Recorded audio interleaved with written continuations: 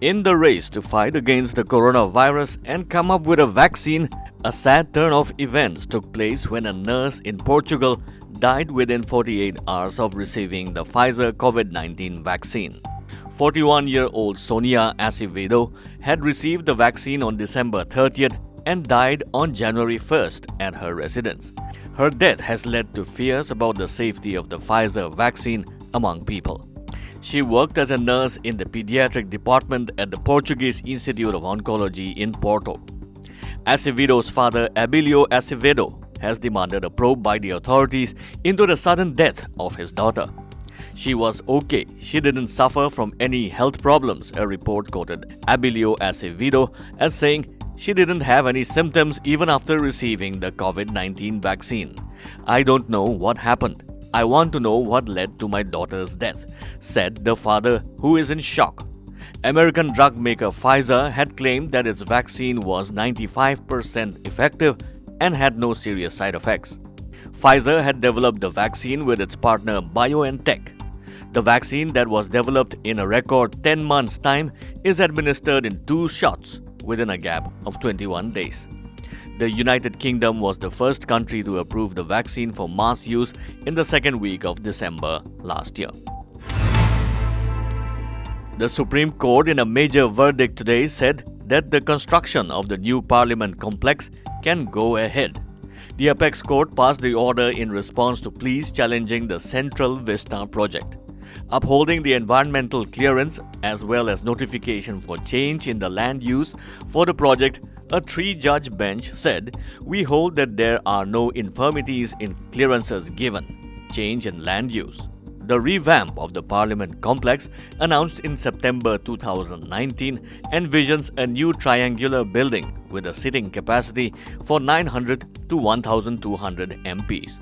The complex is to be ready by August 2022, when India will be celebrating its 75th Independence Day. The top court's verdict came on several pleas on the issue, including the one filed by activist Rajiv Suri against various permissions given to the project by authorities, including the grant of environmental clearance and the nod to change of land use. To ease the inconvenience faced by pensioners, Chief Minister of Manipur N. Biren Singh launched the Pension Manipur app, where pensioners can self-update without going to the Treasury office. Earlier, photographs of every pensioner drawing service pension from treasuries was required to be updated every 6 months, either by personal appearance of the pensioner at the respective treasury office or by home visits of treasury officials to the residence of the pensioner.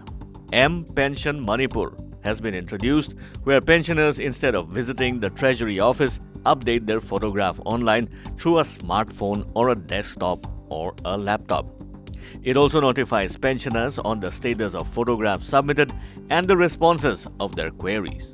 The app uses artificial intelligence techniques to detect whether the pensioner is alive or dead from the updated photographs and will upload only those photographs taken from living persons.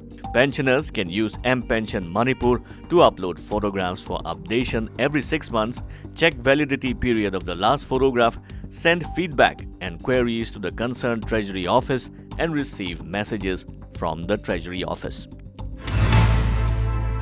After Guwahati and Imphal, Agartala's Maharaja Bir Bikram Airport is set to become the 3rd international airport in the northeastern region, after a Rs 438 crore project, which is under construction, is completed in March 2021, Airports Authority of India officials said.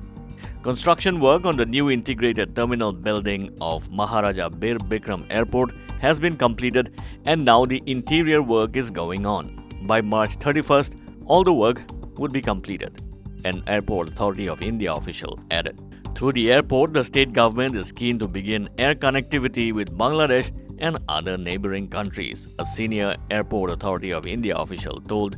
He said the new terminal has been designed to handle 1,000 domestic and 200 international passengers during peak hours, making it an annual handling capacity of 3 million passengers. The new airport apron has the capacity to park 6 aircraft at a time.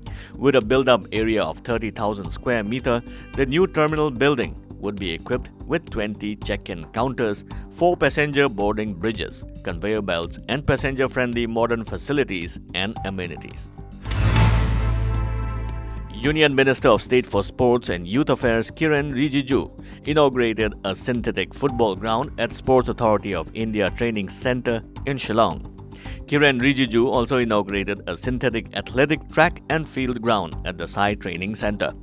During the program, Rijiju said, developing sporting infrastructure at the grassroots level is a step towards achieving sporting excellence in the long run. Rijiju further informed that the Sai Training Centre at Shillong will also be turned into a high-altitude training camp.